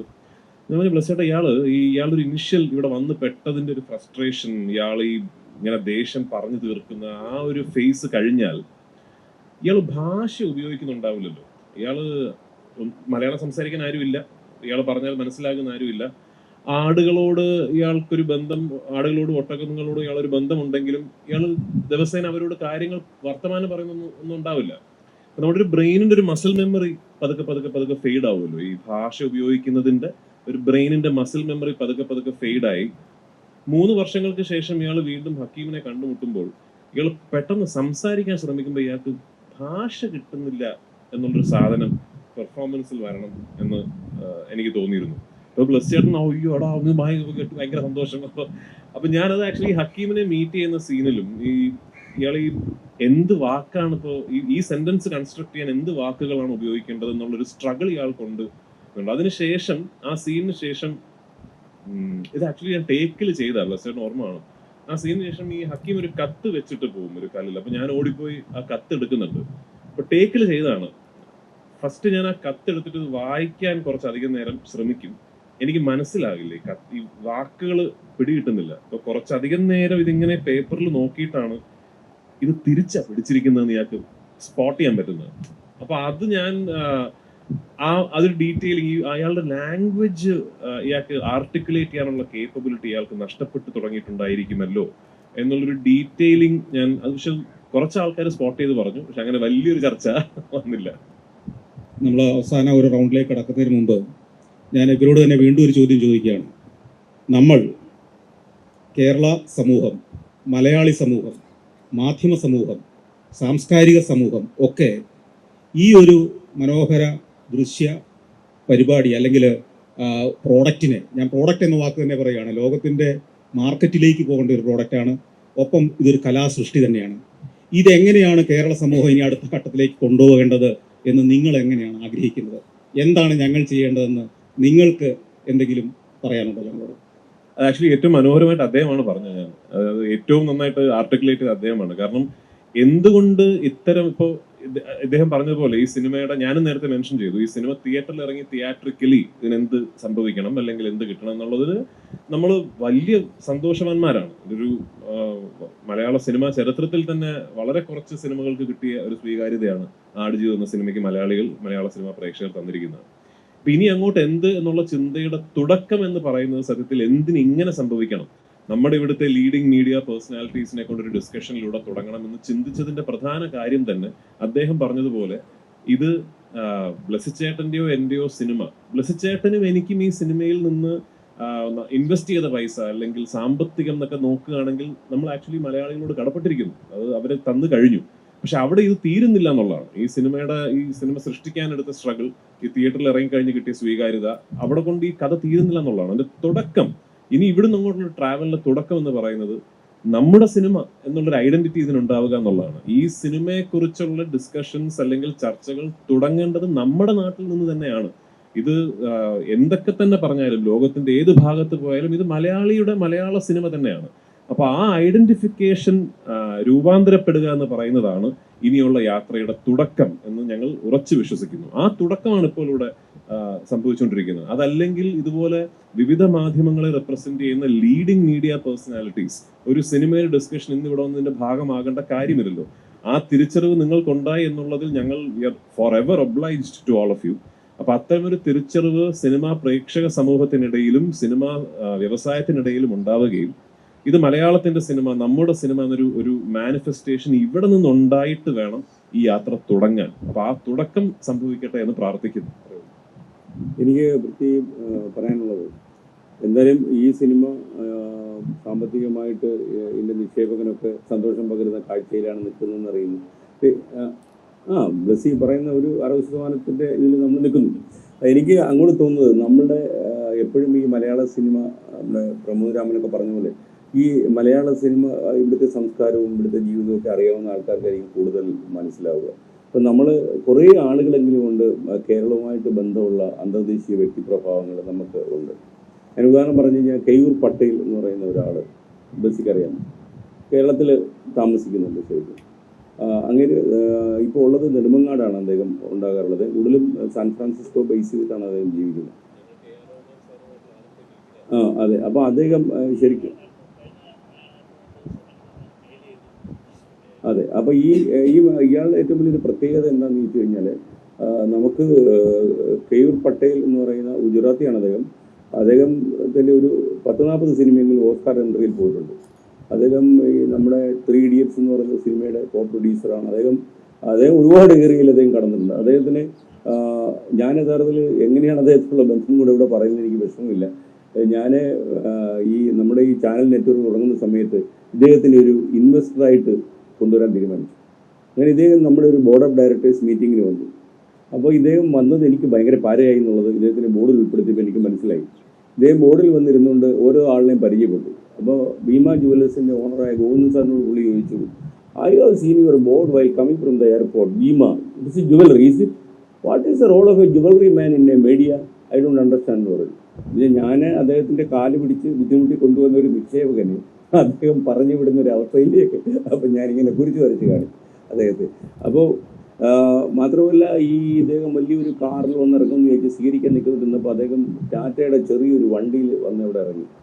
അപ്പോൾ ഒരുപാട് കോടികൾ കയ്യിലുള്ള ഈ മനുഷ്യൻ നെടുമങ്ങാട്ടെ ഒരു ആയുർവേദ ഹോസ്പിറ്റലിൽ തീരുമാനം വന്നതാണ്. അപ്പോഴൊന്നും അറിയത്തില്ല ഇദ്ദേഹത്തിന് ഇങ്ങനെ അന്തർദേശീയ സിനിമകൾ ബന്ധമുള്ള ഒരാളാണ്. അപ്പോൾ ഇദ്ദേഹം ഒരു വൈകുന്നേരം അവിടുത്തെ മുതലാളിയായ ഡോക്ടറോട് ചോദിച്ചു, ഇത് ഈ ഹോസ്പിറ്റല് ഇതിൻ്റെ അന്തരീക്ഷമൊക്കെ എനിക്ക് ഇഷ്ടമായി, ഇത് വിൽക്കുന്നു എന്ന് ചോദിച്ചു. അപ്പോൾ അയാൾ വിചാരിച്ച് ഊതുകയാണെന്ന് വിചാരിച്ചു. അയാൾ പറഞ്ഞു, വേണേ വിൽക്കാം, നാളെ പണം റെഡിയാക്കിക്കോളാൻ പറഞ്ഞു. പിറ്റേ രാവിലെ ചെക്കുമായിട്ട് കെയൂർ പട്ടേലിയുടെ മുറി കയറി ചെന്നു, എഴുതി അങ്ങ് കൊടുത്തു എത്രയാണെന്ന് വെച്ചു. അതാണ് ആ ഹോസ്പിറ്റലിൽ അയാൾ വാങ്ങിക്കുന്നത്. മാത്രമല്ല, ഷാരൂഖ് ഖാൻ ഒരു ദിവസം ഈ കെയൂർ പട്ടേലിനെ അന്വേഷിച്ച് അവിടെ എത്തിയിട്ടുണ്ട്. അപ്പോൾ നെടുമങ്ങാട്ടുകാർ ഞാൻ അങ്ങനെ അന്വേഷിച്ചവിടെ എന്നോട് പറഞ്ഞത്, ഇന്ന് രാവിലെ ഷാരൂഖ് ഖാൻ്റെ കൂട്ടിരിക്കുന്ന ഒരാൾ ഇങ്ങോട്ട് കയറി പോയിട്ടുണ്ട് എന്നാ പറഞ്ഞത്. ഒറിജിനൽ ഷാരൂഖ് ഖാൻ തന്നെ ആയിരുന്നു. അപ്പോൾ ഈ മനുഷ്യന് ഈ സിനിമയെക്കുറിച്ച് വലിയ ധാരണകളുള്ളൊരു ഗുജറാത്തിയാണ് അദ്ദേഹം. അപ്പോൾ അതിൻ്റെ ഒരു അഡ്വാൻറ്റേജ് എന്താണെന്ന് ചോദിച്ചാൽ, നമ്മുടെ പ്രൊഡ്യൂസറായ ജി സുരേഷ് കുമാറിനെ കുറിച്ച് പറഞ്ഞാലും അദ്ദേഹത്തിന് അറിയാം. ചിലപ്പം ഇപ്പം ബ്ലസ്സിയെ കുറിച്ച് പറഞ്ഞാലും അയാൾക്കറിയാം, റഹ്മാനെ കുറിച്ച് പറഞ്ഞാലും അയാൾക്കറിയാം, പൃഥ്വിരാജിനെ അയാൾ ചിലപ്പോൾ അറിയുന്നുണ്ടാവും. ഈ സിനിമ ഫെസ്റ്റിവലുകളിൽ നിന്ന് ഫെസ്റ്റിവലിലേക്ക് സഞ്ചരിച്ചാലാണോ കൂടുതൽ ഈ ഒരു വൈഡായ റേഞ്ചുകളിലേക്ക് എത്തുക, അതോ സിനിമ മറ്റൊരു പ്ലാറ്റ്ഫോമിൽ, തിയേറ്റർ വിട്ട് OTT പോലുള്ള പ്ലാറ്റ്ഫോമിലേക്ക് എത്തിയാലാണോ കൂടുതൽ ആളുകളിലേക്ക് എത്തുക എന്നത്? അതിൻ്റെ ഫിക്സ്ഡ് ആയിട്ടുള്ളൊരു വഴിയില്ല, പല സാധ്യതകളുണ്ട്. ഇപ്പോൾ അത് ആടുജീവിതം എന്നുള്ളതല്ല, ഏതൊരു സിനിമയാണെങ്കിലും പല സാധ്യതകളുണ്ട്. ഇപ്പോൾ ഫോർ എക്സാമ്പിൾ, ഈ സിനിമ നാളെ, ഇന്നിപ്പോൾ നമ്മൾ ഈ സിനിമയെക്കുറിച്ച് അറിയാവുന്നത് ഇതിൻ്റെ മേജർ നെറ്റ്വർക്ക്സിൻ്റെ ഇന്ത്യൻ ഡിവിഷൻസിനായിരിക്കാം. ഇപ്പോൾ ഫോർ എക്സാമ്പിൾ നെറ്റ്ഫ്ലിക്സ് ഇന്ത്യ, അല്ലെങ്കിൽ ആമസോൺ ഇന്ത്യ, അല്ലെങ്കിൽ ഡിസ്നി ഇന്ത്യക്കായിരിക്കാം ഈ സിനിമയെക്കുറിച്ച് ഇന്ന് വളരെ വ്യക്തമായിട്ട് അറിയാവുന്നത്. ഇപ്പം അവിടെ നിന്നൊരാൾ ഇതൊരു ട്രൂലി ഒരു ഇന്റർനാഷണൽ സിനിമയാണ് എന്ന് പറഞ്ഞ് US-ലുള്ളവരുടെ ഹെഡിന് ഈ സിനിമ കാണിച്ചു കൊടുത്തു. അപ്പോൾ അവർ പറയുകയാണ്, ഓക്കെ, ഇതിനൊരു ലെജിറ്റിമേറ്റ് ചാൻസ് ഉണ്ട്, ഇതൊരു ഗ്ലോബൽ സിനിമയാകാൻ ഒരു ലെജിറ്റിമേറ്റ് ചാൻസ് ഉണ്ട്. We could potentially think of ഇതിൻ്റെ ഒരു ഓസ്കാർ അല്ലെങ്കിൽ ഇന്റർനാഷണൽ ക്യാമ്പയിൻ നമ്മൾ ഹോസ്റ്റ് ചെയ്യാം. ഓഫ് കോഴ്സ് ഇതിൻ്റെ ഡിജിറ്റൽ സ്ട്രീമിംഗ് കാര്യങ്ങൾ ഞങ്ങൾ ഓൺ ചെയ്യും. തുടർന്നുള്ള ഇതിൻ്റെ ആൻസിലറി റവന്യൂസ്, അത്തരം ഇപ്പോൾ ഇതിനൊരു ഓസ്കാർ ക്യാമ്പയിൻ അല്ലെങ്കിൽ ഒരു നോമിനേഷന്റെ വക്കത്ത് വരെയൊക്കെ എത്തിയാൽ ഒരുപാട് ആൻസിലറി റവന്യൂ ചാനലുകൾ ഓപ്പൺ ചെയ്യപ്പെടും. അതെല്ലാം ഞങ്ങൾ ഓൺ ചെയ്യും എന്നൊക്കെ ഒരു കണ്ടീഷൻ അവർക്ക് വെച്ചേക്കാം. അതൊരു സാധ്യതയാണ്. സെക്കൻഡ്ലി, ഈ പറയുന്ന പോലെ ഏതെങ്കിലും ഒരു ഇന്റർനാഷണൽ ഫിലിം ഫെസ്റ്റിവലിൽ ഈ സിനിമ പ്രദർശിപ്പിക്കപ്പെടുകയും അവിടെ നിന്നൊരു ചർച്ച ഉണ്ടാവുകയും ഒരു ടെററിസ്റ്റ് എന്ന സിനിമ ഒരു ജോൺ മാൽക്കോവിച്ച് കണ്ട പോലെ അവിടെ വെച്ച് ഒരാൾ ഇത് കാണുകയും ചെയ്ത് അങ്ങനെ ഒരു സാധ്യത ഉണ്ടായേക്കാം. പക്ഷെ ഈ സാധ്യതകൾക്കൊക്കെ തന്നെ തുടക്കം എന്ന് പറയുന്നത് ആക്ച്വലി ഇതാണ്. ഇപ്പോ പാരസൈറ്റ് എന്ന് പറഞ്ഞ സിനിമ അതിന്റെ അത് സൃഷ്ടിക്കപ്പെട്ട രാജ്യത്ത് അതിനെക്കുറിച്ച് ഭയങ്കരമായ ഒരു ചർച്ച ഉണ്ടാവുകയും അത് അവരുടെ ഒരു ആ വർഷത്തെ ഏറ്റവും നല്ല സിനിമയാണെന്ന് അവിടെ ഒരു ഡിസ്കഷൻ ഉണ്ടാവുകയും, ക്രൗച്ചിങ് ടൈഗർ ഹിഡൻ ഡ്രാഗൺ എന്ന് പറഞ്ഞ സിനിമ ചൈനയിൽ ഭയങ്കരമായിട്ട് ഒരു ചർച്ച ഉണ്ടാവുകയും ചെയ്തതിന്റെ ഒരു ഓഫ് ഷൂട്ട് ആയിട്ടാണ് പിന്നീട് ഇതെല്ലാം സംഭവിക്കുക. അപ്പൊ ഇതിന് തുടക്കം ഇത് തന്നെയാണ്. തുടർന്ന് ഇനി അങ്ങോട്ട് ഇതിന് പല മാർഗങ്ങളുമുണ്ട്. അതിന് ഈശ്വരൻ അനുഗ്രഹിക്കട്ടെ, അതിനൊരു ഭാഗ്യം ഉണ്ടാകട്ടെ എന്ന് കരുതുന്നു. അതുപോലെ എനിക്ക് തോന്നുന്നത് എനിക്ക് തോന്നിയ വേറെ കാര്യം, ഇപ്പം പൃഥ്വിരാജ് നജീബിനോട് സംസാരിക്കുന്നത് ഇവിടെ പറക്കണമെന്ന് ഞാൻ പറയുന്നു.